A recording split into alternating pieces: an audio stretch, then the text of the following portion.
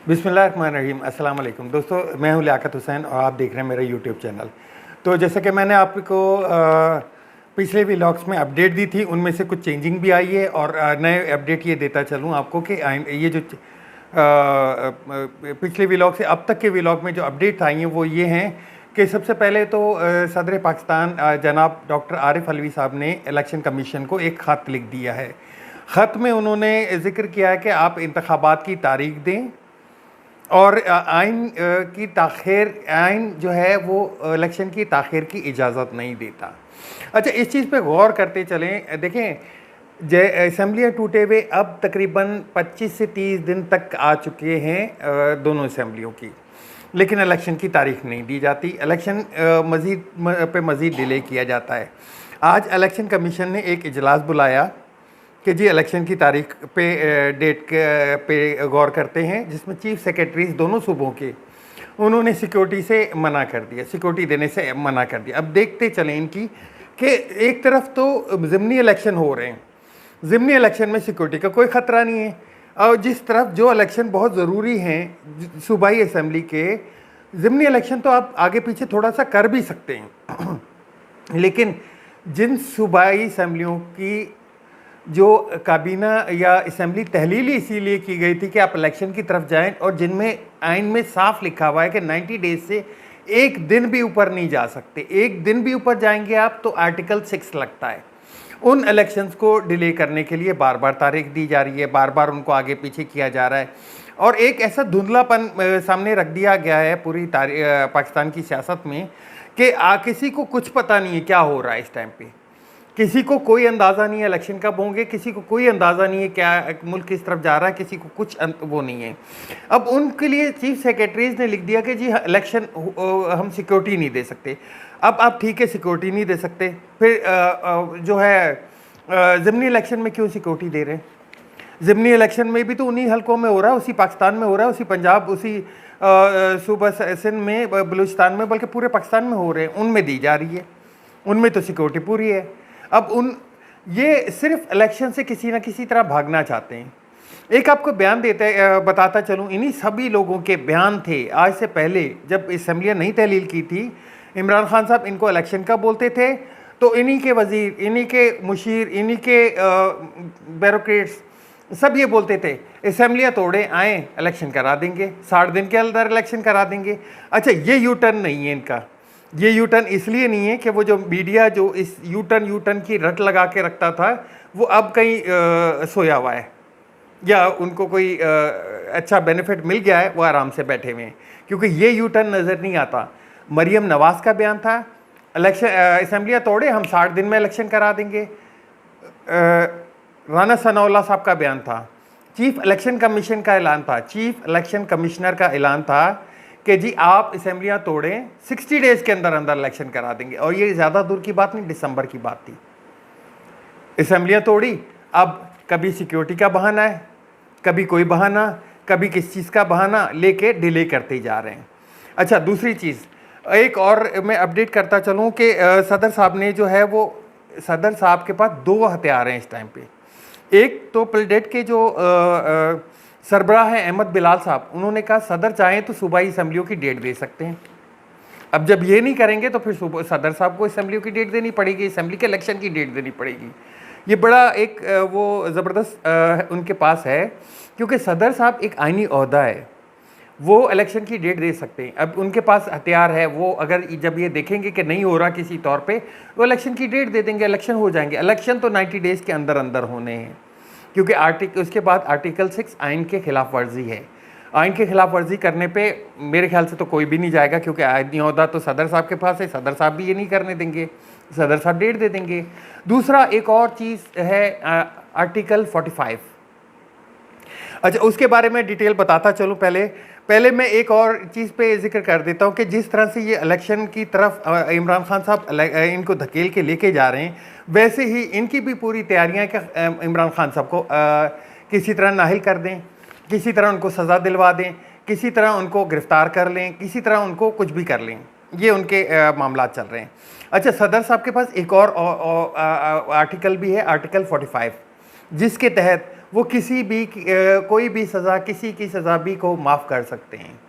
अगर इमरान खान साहब को नाहिल किया जाता है तो सदर साहब के पास आर्टिकल 45 है, जिसकी वजह से जिसको चला के वो इमरान साहब की नाअहली को हटा सकते हैं। अब चलते हैं जी आगे।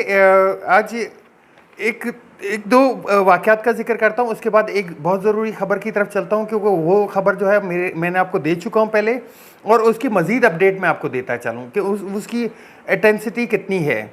अच्छा, आज शहबाज गिल साहब ने एक तकरीर की, जिस तरह से शहबाज गिल के साथ जो पर्चे कटवाए जा रहे हैं, और उन्होंने अपना पूरा बताया कि मैं मिडिल क्लास तबके से था, बहुत टाटों पे बैठ के पढ़ा हूँ, मैं मोटरसाइकिल पे 25 किलोमीटर ट्रैवल करके यूनिवर्सिटी में आता था, मैं अच्छी ज़िंदगी गुजार रहा था बाहर, मुझे बस वतन की खातिर वापस आया हूँ, कोई रिग्रेट नहीं है मुझे रिग्रेट सिर्फ इतना है कि मेरी एफआईआर कभी कोयटा में काट दी जाती है, कभी कहीं काट दी जाती है, एफआईआर तक नहीं मिलती। इस ताक में लगे रहते हैं कि मैं पेशी के लिए जाऊंगा, मुझे उठा लिया जाएगा। कहना सिर्फ इतना है कि मेरे से गलती हो गई, ठीक है, हो गई, अब मुझे देनी है तो एक ही सज़ा दे दें कि फांसी पे चढ़ा दें मुझे, लेकिन मुझे इस तरह से जलील ना करें। और दूसरा, मुझे गद्दार मत बोलें, गद्दार की शिक को, इस गद्दार लफ्ज़ को ही ख़त्म कर दें। सब पाकिस्तानी हैं, पाकिस्तान के लिए ही लड़ रहे हैं, तो उन्होंने गद्दार लफ्ज़ पे बड़ा वो किया। दूसरी जानिब आमिर डोगर साहब जो है मुल्तान में इलेक्शन कमीशन ऑफिस के सामने अपने इलेक्शन के जो कागजात जमा कराने गए थे, वहाँ पे मुस्लिम लीग नून और पीटीआई के दोनों कारकुनों के दरमियान में थोड़ी हाथापाई हुई, और आमिर डोगर बस समेत 12 कारकुनों के गिरफ्तार कर लिया गया। चले दोनों पे फटा हुआ था, कुछ उनके पकड़ लेते, कुछ इनके पकड़ लेते, लेकिन एक टारगेट करना है आमिर डोगर साहब को गिरफ्तार कर लिया गया। आगे चलते हैं जी एक ख़ास खबर की तरफ जो मैंने आपको पहले दी थी। नंबर 1 तो ये है कि जो मैंने आपको दी थी कि एक तरफ पाकिस्तान इन मुश्किल हालात से गुज़र रहा है, दूसरी जानिब हुकूमत की शहरशाही नहीं को कम हो रही। मैंने आपको खबर दी थी कि 5 वज़ीरों का इजाफ़ा किया है, लेकिन अब वो गलत है, अब 7 वज़ीरों का इजाफ़ा किया है। पहले 78 थी तादाद, उसके बाद मैंने जो लास्ट व्लॉग में बताई थी 84 हो गई थी। नहीं जी, 84 नहीं, 86 हो गई है। ये एग्जैक्ट अमाउंट या ये एग्जैक्ट फिगर जो है उतनी है जितने पीएमएलएन के टोटल एमएनएज हैं। टोटल एमएनएज को इन्होंने वज़ीर नहीं बनाया, मुशीर नहीं बनाया, लेकिन मैं उनके बराबर की फिगर है। क्यों, मैं आपको बताता चलूँ। पाकिस्तान मुस्लिम लीग के नून के जो हैं वो 86 अरकान हैं, उनमें से जितनों को उन्होंने वज़ीर बनाना था उतनों को बना दिया। जहाँ पे उनको डर लगता है कि ये हमारा जो है जो मेंबर है वो कहीं मिलने की कोशिश कर रहा है या दौड़ने की कोशिश कर रहा है या किसी तरीके से उसका अलग आ रहा है, वो उसको किसी ना किसी वज़ीर में नवाज देते हैं। उसके बाद जो 14 पार्टियां हैं उनका भी एक, 2, 3, 4 जिनकी मनमानी है, जो उनको लगता है कि ये धमकी दी इसने, चलो यार इसके 2 वज़ीर बना दो, चलो इसने 2 बना दी, इसने 2। 86 एमएनएज हैं, 86 इनके वज़ीर हैं। इनके अपने इतने नहीं हैं, लेकिन इनके वो जो इनके साथ जमाते हैं उनके भी हैं। अब वो सहाफ़ी कहाँ गए, वो वज़ीर कहाँ गए जब इमरान खान साहब का 45वें वज़ीर पे ये लोग शोर करते थे, बड़ा नाच नाच के बताते थे जी 45 मुशीर बन गए। यहाँ 86 रिकॉर्ड है, रिकॉर्ड, वर्ल्ड रिकॉर्ड। एक वज़ीर आज़म के 86 मावनीन, 86 वज़ीर, जिनके पास आधों के पास तो पोर्टफोलियो ही नहीं है। सबको खुश किया जा रहा है, सबको राज़ी रखा जा रहा है, सिवाय अवाम के। अवाम जो है वो एक दलदल में फंसती जा रही है। दूसरी अहम खबर की तरफ ये बताता चलूँ, जो पाकिस्तान अदालत ने 43 एमएनएज को रिटेन किया था या उनके इस्तीफ़ों को मुअत्तल कर दिया था, उनकी आप ऑथेंटिसिटी बताता हूँ मैं। उस जो राजा रियाज साहब बैठे हुए हैं ना, वहाँ पे अपोजिशन लीडर का किरदार अदा कर रहे हैं। अब एक अंदिया ये दिया गया था, बल्कि इसकी तैयारी भी है कि जो सदर साहब हैं वो किसी भी वक्त एतमाद का वोट लेने का बोलेंगे। अब उसमें से अगर मुस्लिम लीग नून के या कोई भी जमात के 10-15 मेंबर या 5 मेंबर कोई भी इधर उधर होते हैं, तो ये जो बैठे हुए हैं पाकिस्तान तहरीक इंसाफ के लोटे, ये लोटे उनमें से वोट डाल देंगे उनको, और तहरीक एतमाद जो है वो कामयाब हो जाएगी उनकी तरफ से, हमारी तरफ पाकिस्तान तहरीक इंसाफ की तरफ से नाकाम हो जाएगी। अब जब ये 43 हो गए पूरे, मुअत्तल हो, इनकी शिक हट गई है। एक इन पे और इमरान खान साहब ने कहा कि आप जेल भरे तहरीक में नहीं जाएंगे, आप जेल भैरव तहरीक का हिस्सा नहीं बनेंगे, रज़ाकाराना गिरफ्तारी नहीं देंगे। आप जाएं असम्बली में, ये कल जाएंगे असम्बली में और अपनी अपोजिशन लीडर की जो सीट है वो वापस लेंगे। अब जब अपोजिशन सीट वापस ले ली तो ये पार्लिमानी लीडर हो गए पूरी तारीक इंसाफ के, जो 25 लोटे भी हैं हमारे, उनके भी। अब एतमाद का वोट, अगर सदर साहब बोलते हैं कि एतमाद का वोट लें और उनमें से वो पूरे नहीं करते, इनमें से कोई जाके मिलता है, तो सुप्रीम कोर्ट का जो फैसला है उसके मुताबिक उसकी सीट भी नाहिल हो गई, सीट से भी गया, और दूसरा वो अब उसका वोट भी काउंट नहीं होगा। ये है उसका बड़ा वो इशारा। तो मैं वही बात कर रहा था कि जिस तरह से धुंध एक छाई होती है, धुंध में कुछ नज़र नहीं आ रहा होता, थोड़ा सा नज़र आता है, फिर धुंध छा जाती है, लेकिन ये थोड़ा सा एक रास्ता नज़र आया है। अच्छा, ये जो 43 हमारे पाकिस्तान तहरीक इंसाफ के जो लीडर हैं, वो उनका जो इस्तीफ़ा मुअत्तल हुआ है, इनके साथ इजाफी सीटें भी मिलनी हैं। वो इजाफी सीटें मिलके ये और तगड़े हो जाएंगे। तो ये एक खुशाइंद है इलेक्शन के लिए या एक पाकिस्तान तहरीक इंसाफ के लिए। अब पाकिस्तान तहरीक इंसाफ अपना रोल प्ले कर सकती है। शहबाज शरीफ राजा रियाज लोटे को साथ मिला के अपनी गेम नहीं खेल सकते। ना ही वो नैब का चेयरमैन लगा सकते हैं, ना ही वो जो है एहतसाब कमेटी का चेयरमैन लगा सकते हैं, ना ही वो वज़ीर आज़म कोई दोगला सा वज़ीर आज़म ला के उससे काम चला सकते हैं, या कोई भी निगरान वज़ीर आज़म अपनी मर्ज़ी का ला के उससे काम चला सकते हैं। जैसे वो साफ़ियों को वज़ीर आला वज़ीर आज़म बना देते हैं, तो वो अब नहीं चल सकता है, क्योंकि अब आज से पार्लिमानी कमेटी का जो लीडर है वो पाकिस्तानी तहरीक इंसाफ का होने जा रहा है। अच्छा जी, एक बात आपको मैंने पिछले व्लॉग में और बताई थी कि IMF का मुआहदा तय पा जाएगा कल तक।